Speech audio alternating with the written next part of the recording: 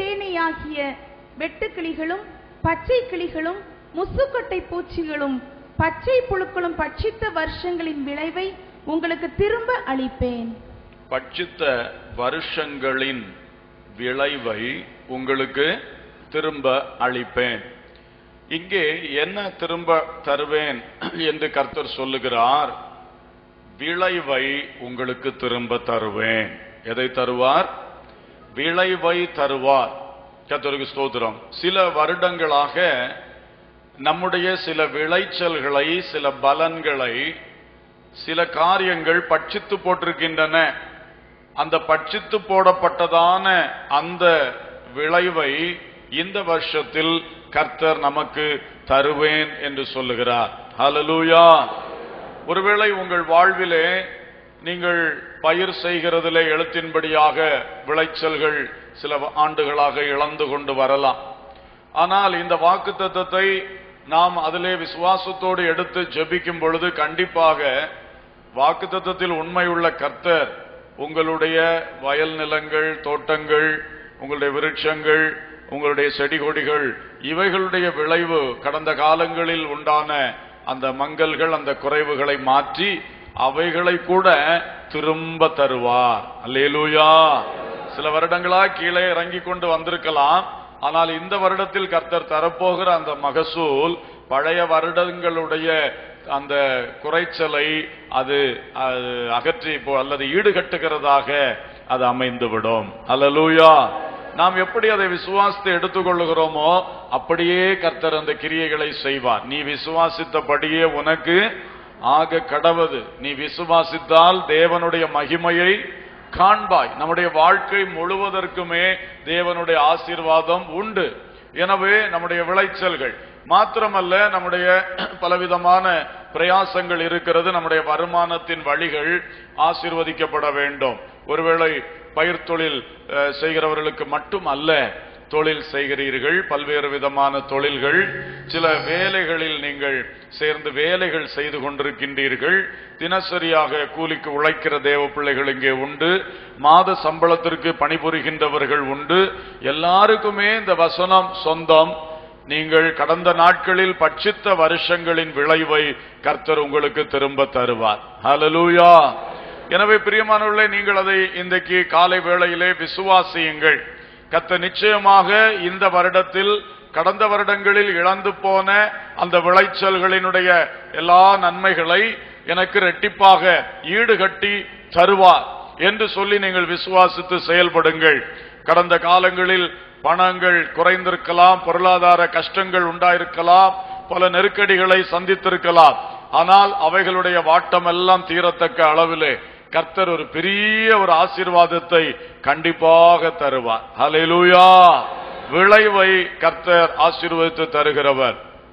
பொதுவாக ஒவ்வொரு புதிய ஆண்டிற்குள்ளே பிரவேசிக்கும் பொழுது கர்த்தர் நமக்கு வாக்குத்தத்தம் தந்திருக்கும் பொழுதும் கர்த்தர் என்ன ஒரு வார்த்தையை முதலாவது தருவார் என்று நானும் ரொம்ப ஆவலோடு எதிர்பார்ப்பது வழக்கம். கர்த்தர் இன்றைக்கு நாம் இந்த புத்த ஆண்டுக்குள்ளே பிரவேசிக்கும் பொழுது அவர் ஒரு தோட்டக்காரர். இந்த தோட்டத்தில் அவர் உலாவி கொண்டிருக்கிறவர். ஒரு பெரிய ஒரு செழிப்பை இந்த தோட்டத்தில் அவர் கட்டளையிட போகிறவர் என்பதை ஏசாயா 5ஆம் அதிகாரத்தில் உள்ள வசனத்தின் மூலமாக நினைவுபடுத்தி கொடுத்தார். ஹல்லேலூயா. எனவே நிச்சயமாக தோட்டம் ஆசீர்வதிக்கப்படுகின்ற ஒரு நிலை வரும் நாட்களில் உண்டாகும். அது தேவனுடைய சித்தமாக இருக்கின்றது. எனவே இங்கே தோட்டம் என்று ஆவிக்குரிய அர்த்தத்திலே சொல்லும் பொழுது அது கர்த்தருடைய சபையை குறிக்கின்றதா இருக்கிறது. அதிலே நாம் தான் அவருடைய மனமகிழ்ச்சியின் நாற்றுகளாக இருக்கின்றோம். நாம் ஒவ்வொருவரும் ஒரு நாற்றுகள் அல்லது ஒரு செடிகள், ஒரு விருட்சங்கள் என்று வைத்துக் கொள்வோம். நாம் அனைவரும் சேர்ந்த இந்த சபையானது கர்த்தருடைய தோட்டம். அந்த தோட்டத்தை பராமரித்து பாதுகாத்து அதற்காக எஜமானிடத்திலே பரிந்து பேசி எல்லா காரியங்களை நடப்பிக்கிறது இயேசு என்கிற தோட்டக்காரர். ஹல்லேலூயா. அவரோடு உடன் வேலையாட்களாக ஊழியக்காரர்கள் நின்று செயல்படுகின்றோம். அப்ப இயேசு நம்முடைய தோட்டக்காரராக இருக்கும் பொழுது நமக்கு பயமே இல்லை. Price the Lord. தோட்டத்தை கெடுக்கிற எல்லா விதமான இப்படிப்பட்ட வெட்டுக்கிளிகளும், பச்சை கிளிகளும், முசுக்கட்டை பூச்சிகளும் எல்லாவற்றையும் அழித்து மாற்றி விளைவை பன்மடங்கு பெருக பண்ண இந்த தோட்டக்காரராலே முடியும். ஹல்லேலூயா. ஏன்னா அவர் பொறுப்படுத்திக் கொள்ளுகிறார். பட்சித்த வருஷங்களின் விளைவை திரும்ப தருவேன் சொன்னவர் இந்த வருஷத்துக்குள் நாம் நுழையும் பொழுது நானே தோட்டக்காரராக செயல்படுகிறேன் என்பதை நமக்கு உணர்த்தின பொழுது அது அந்த வாக்குத்தத்தம் நமக்கு இரட்டிப்பாக உறுதிப்படுத்தப்பட்டிருக்கின்றது. ஹல்லேலூயா. அவர்தான் அந்த பட்சித்த அந்த பாதிப்புகளை மாற்றி ஒரு பெரிய ஆசீர்வாதத்தை விளைவை நமக்கு தர முடியும். அதற்கு அவரே தோட்டக்காரராக நின்று நிச்சயம் செயல்படுவார். இரண்டாவது, அவர் எதை நமக்கு திரும்ப தருகின்றார்? எரேமியா 30வது அதிகாரம் 17ஆம் வசனத்தை ஒருவர் வாசியுங்கள். எரேமியா 30:17. அவர்கள் உன்னை விசாரிப்பட்ட சீயோன் என்று சொல்லி உனக்கு தள்ளுண்டவள் என்று பெயரிட்டபடியால் நான் உனக்கு ஆரோக்கியம் வரப்பண்ணி உன் காயங்களை ஆற்றுவேன் என்று கர்த்தர் சொல்லுகிறார். ஹல்லேலூயா. இங்கே இரண்டாவது என்ன தருவார்? ஆரோக்கியம். அதை வரப்பண்ணுவேன். ஏற்கனவே உனக்கு ஆரோக்கியம் இருந்தது, அது போய்விட்டது, அதை திரும்ப வரப்பண்ணுவேன் என்று கர்த்தர் சொல்லுகிறார். I will restore your health. ஹல்லேலூயா. ஹல்லேலூயா. இன்றைக்கு அநேக தேவ பிள்ளைகள் சரீரத்தை குறித்து மிகவும் கவலை உள்ளவர்களாக இருக்கின்ற ஒரு காலம் இது.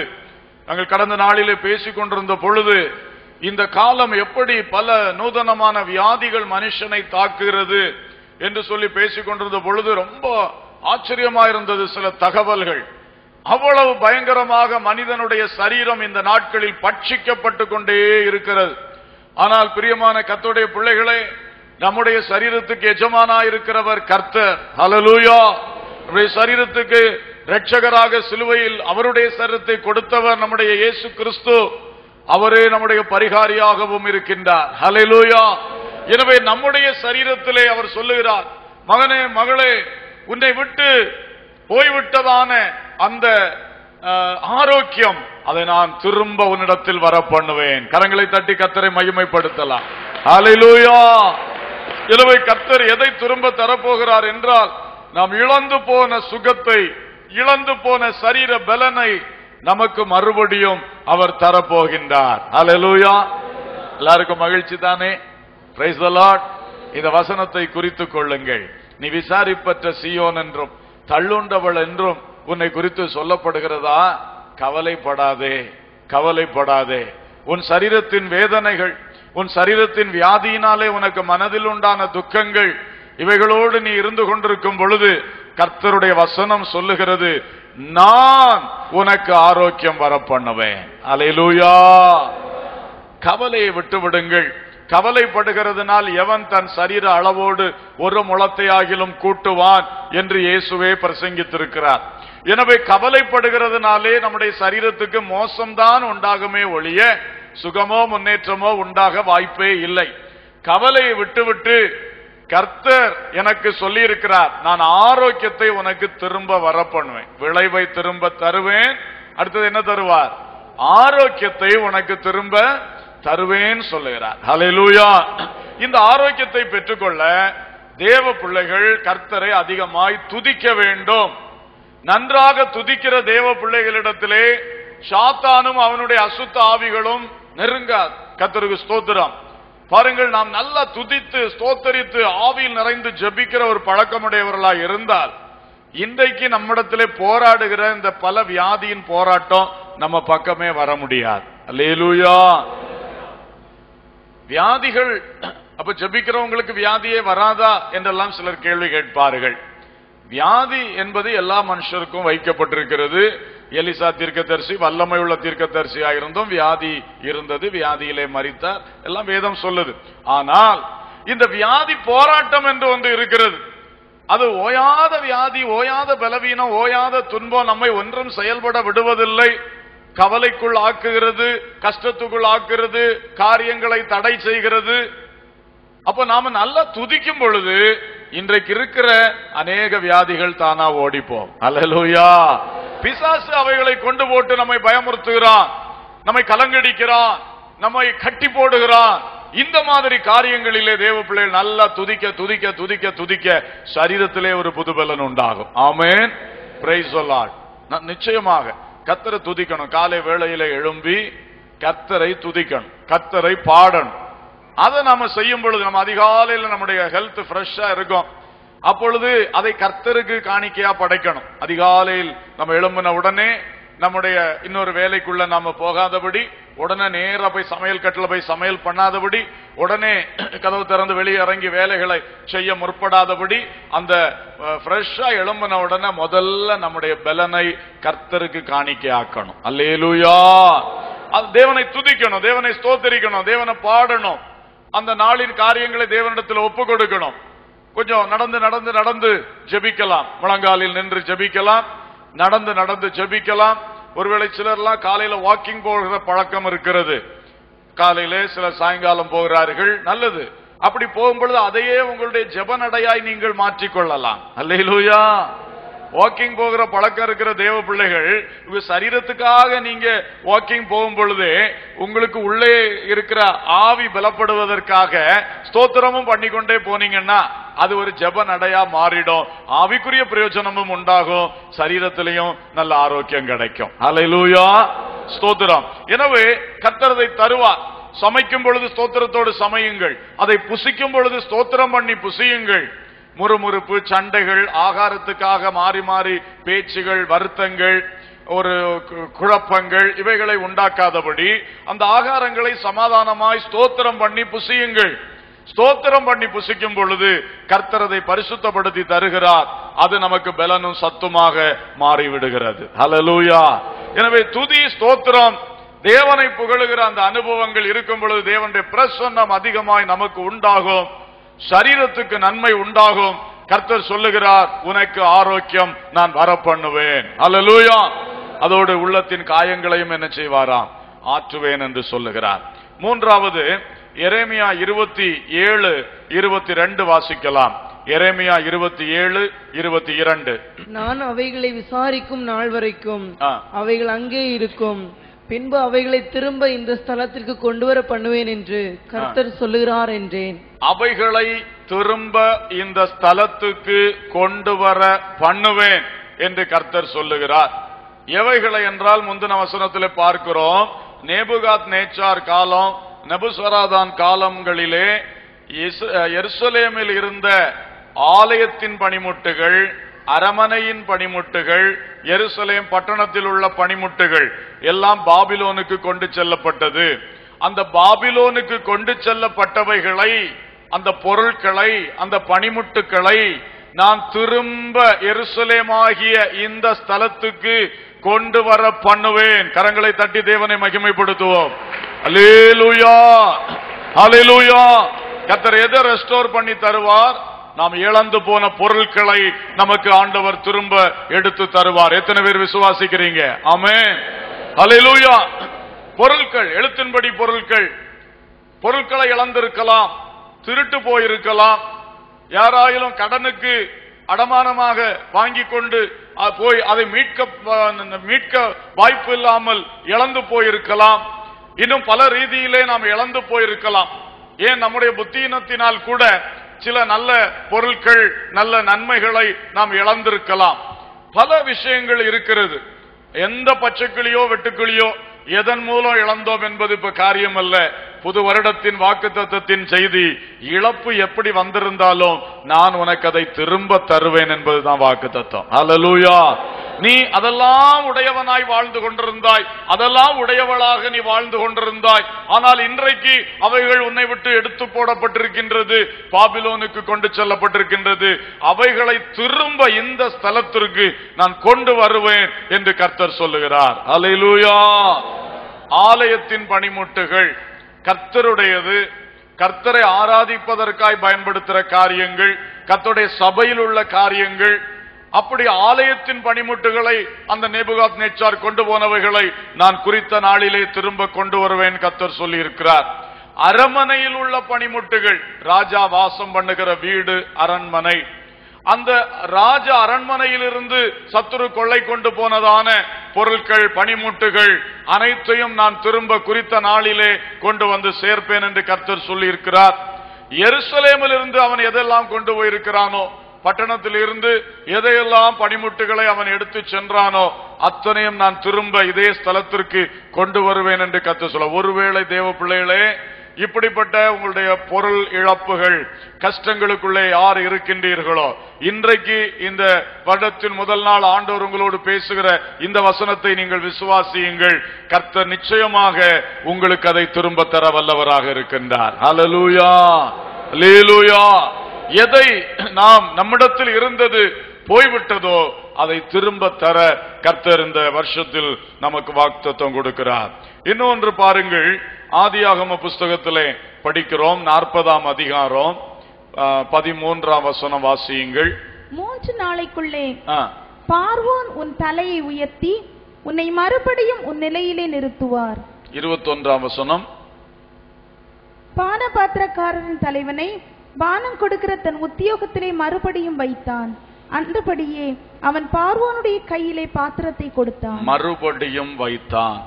அந்த பானபாத்திரக்கார தலைவன் ஒரு நல்ல அரசு பணியிலே இருந்தான். அந்த அரசு பணியிலிருந்து திடீரென்று நீக்கம் செய்யப்பட்டு சிறைச்சாலைக்கு சென்றிருந்தான். ஆனால் யோசேப்பு அந்த சொப்பனத்திற்கு விளக்கம் கொடுத்ததன் படியாகவே கர்த்தர் கரெக்டாக 3வது நாளிலே அவன் ஏற்கனவே இருந்த அந்த பணி ஸ்தலத்திலே, அந்த வேலையிலே அவனை திரும்ப மறுபடியும் அமர்த்தினார். கரங்களை தட்டி கர்த்தரை மகிமைப்படுத்தலாம். அல்லேலூயா. அப்ப கர்த்தர் நமக்கு தந்திருக்கிற வேலை வாய்ப்புகள், நம்முடைய வருமானத்திற்கான வழிகள், இவைகள் எல்லாவற்றிலும் கர்த்தர் இழந்து போனவைகளை, நம்மை விட்டு எடுபட்டு போனவைகளை திரும்ப நமக்கு தருகிற ஒரு ஆசீர்வாதமான வருஷமா இருக்கிறது. அல்லேலூயா. உங்களுடைய வேலை ஸ்தலங்களிலே நியாயமாய் உங்களுக்கு வர வேண்டிய ப்ரமோஷனை நீங்கள் இழந்து நிற்கலாம். அல்லது ஏற்கனவே இருந்த அந்த உயர் பதவியை சில கம்ப்ளைண்ட்ஸ்னால, சில ரிமார்க்ஸ்னால நீங்கள் இழந்து இன்றைக்கு சங்கடத்தோடு கூட இருந்து கொண்டிருக்கலாம். ஆனால் இந்த காலை வேளையிலே தேவனுடைய வார்த்தையை விசுவாசியுங்கள். மறுபடியும் அந்த ஸ்தானத்திலே தேவன் உங்களை கொண்டு வந்து நிறுத்த வல்லவராயிருக்கிறார். ஹல்லேலூயா. ஒருவேளை கிடைத்த நல்ல வேலை போய்விட்டதே என்று வேதனையோடு இருக்கின்றீர்களா? நல்ல ஒரு வாய்ப்பு வந்தது, இன்னொரு இடத்திலே உள்ள வாய்ப்பை நான் நினைத்து இதுவும் போச்சு அதுவும் போச்சு என்று வேதனையோடு துடித்துக் கொண்டிருக்கிறீர்களா? அப்படிப்பட்டவர்களுக்கும் தேவன் நிச்சயமாக இந்த வசனத்தை உங்களுக்கு தருகிறார். பிரியமானவர்களே, பானபாத்திரக்காரனுக்கு 3ஆம் நாளிலே சொன்னபடியே செய்த கர்த்தர் உங்களுக்கும் கண்டிப்பாக இழந்து போன வேலையை மறுபடியும் தர வல்லவராயிருக்கிறார். அல்லேலூயா. அல்லது இழந்து போன பதவியை, இழந்து போன பொறுப்புகளை, இழந்து போன அந்த உரிமைகளை, இவைகளை எல்லாம் கர்த்தர் உங்களுக்கு திரும்ப தர விரும்புகிறார். ஆகவேதான் இந்த வாக்குத்தத்தத்தை இந்த வருஷம் நமக்கு தந்திருக்கின்றார். அல்லேலூயா. வேலைகள், அப்படிப்பட்டதான ஸ்தானங்கள் போன்ற காரியங்கள், பதவிகள், இப்படிப்பட்ட காரியங்கள் கர்த்தர் உங்களுக்கு திரும்ப தருகிறவராய் இருக்கிறார். அல்லேலூயா. கர்த்தருக்கு ஸ்தோத்திரம். அது மட்டுமல்ல, ஏசாயா தீர்க்க தரிசனம் 58ஆம் அதிகாரம் 12ஆம் வசனம் வாசியுங்கள். 58:12. உன்னிடத்திலிருந்து தோன்றினவர்கள் பூர்வம் முதல் பாழாய் கிடந்த ஸ்தலங்களை கட்டுவார்கள். தலைமுறை தலைமுறையாக இருக்கும் அஸ்திபாரங்கள் மேல் நீ கட்டப்படுவாய். திறப்பானதை அடைக்கிறவன் என்றும் குடியிருக்கும்படி பாதைகளை திருத்துகிறவன் என்றும் நீ பெயர் பெறுவாய். திறப்பானதை அடைக்கிறவன் என்றும் குடியிருக்கும்படி பாதைகளை திருத்துகிறவன் என்றும் நீ பெயர் பெறுவாய். நீ பாதைகளை ரெஸ்டோர் பண்ணுகிறவன் என்று பெயர் பெறுவாய். வழிகளை திரும்ப சீர்படுத்துகிறவன் என்று நீ பெயர் பெறுவாய் என்று சொல்லுகிறார். அப்ப கர்த்தர் நமக்கு சொல்லுகிற ஒரு பெரிய ஆசீர்வாதத்தை பாருங்க. இன்றைக்கு நம்முடைய வாழ்க்கையின் ஆசீர்வாதத்திற்கு வழி திறக்க வேண்டியது அவசியமாக இருக்கிறது. சில திறப்புகள் அடைக்கப்படணும், சில வழிகள் அது சீர்திருத்தப்படணும். சில திறப்புகள் அடைக்கப்பட்டா தான் ஆசீர்வாதம் நிற்கும். சில இடத்துல திறந்து கிடந்தா ஆசீர்வாதம் போயிட்டே இருக்கும். அதுகள் அடைக்கப்படணும். திறப்பை அடைக்கிறவன். இன்னொரு பக்கம் பாதையை செம்மைப்படுத்துகிறவன். ஆசீர்வாதத்திற்கான பாதை செம்மைப்படுத்தப்படணும். அது கரடுமுரடா இருக்கலாம், அது குண்டும் குழியுமா இருக்கலாம், அது நடக்க முடியாத சூழ்நிலையா இருக்கலாம், அடைபட்டு இருக்கலாம். அந்த பாதை சரிபடணும். அவர் பாதைகளை ரெஸ்டோர் பண்றது. முன்ன நல்ல திறந்த பாதையா இருந்தது, ஆசீர்வாதத்தின் பாதை இருந்தது. ஆனா இப்பொழுது அது முள் பிடித்து போய்விட்டது, கரடுமுட்டாய் ஆகிவிட்டது. அந்த ஆசீர்வாதத்தின் பாதை இப்பொழுது அடைபட்டு விட்டது. இப்பொழுது மறுபடியும் நமக்கு ஒரு பெயர் சூட்டுறார். நீ பாழாய் கிடந்தவை கட்டுகிறவன் என்றும் பாதைகளை திருத்துகிறவன் என்றும் நீ பெயர் பெறுவாய். ஹல்லேலூயா. அப்ப நம்முடைய வாழ்க்கையிலே பாதையை திருத்துகிற ஒரு பெரிய ஆசீர்வாதம். பாதை கிளியர் ஆயிடுச்சுன்னா அது ஒரு பெரிய நன்மையாகும். நமக்கு ஒரு சொத்து இருக்கு, அந்த சொத்துக்கு போறதுக்கு வழி இல்லை என்றால் எவ்வளவு பிரயாசப்படுகிறோம். அப்புறம் நீண்ட காலம் கஷ்டப்பட்டு ஒரு பாதை திறந்து விட்டது என்றால் என்ன பெரிய சந்தோஷம். சொத்து வாங்கினதை விட பெரிய சந்தோஷம் பாதை திறந்து. அப்பதானே அதுக்கு பிரயோஜனமே வருகிறது. ஹல்லேலூயா, ஸ்தோத்திரம். சில இடங்கள் அப்படிதான், சபைக்கு நிலம் வாங்குவோம், எல்லாம் செய்வோம், கடைசியில பார்த்தா ஒத்தையடி பாதையா இருக்கும். எத்தனையோ காலம் ஜெபித்து ஜெபித்து திடீரென்று பாதை திறந்து விட்டால் அது எவ்வளவு பெரிய சந்தோஷம். ஹல்லேலூயா. முன்னாடி நம்முடைய மார்த்தாண்ட சபை அப்படிதான், ரொம்ப கஷ்டம், நுழைஞ்சு போனோம், இன்னைக்கு கார்ல போய் இறங்கிடலாம். குன்னியோடு சபை அப்படிதான், ரொம்ப முடுக்கா போகணும், இன்னைக்கு கார்ல போய் சபைக்கு முன்னால இறங்கிடலாம். பாதை திறக்கிறது. கர்த்தர் சில இடங்கள்ல சில தேவ பிள்ளைகளை கொண்டு போய் அப்படி பயன்படுத்துறேன்னு ஆச்சரியமா இருக்கு. பாதையை திருத்துகிறவன் என்று பெயர் பெறுவாய். ஹல்லேலூயா. இது போல நமது வாழ்விலும் எழுத்தின்படி நம்முடைய காரியங்களிலும் கர்த்தர் செய்வார். வாழ்க்கையின் ஆசீர்வாதம், ஆவிக்குரிய நன்மைகள், ஆவிக்குரிய கிருபைகள், இவைகளிலும் வழி ஒன்று இருக்கிறது.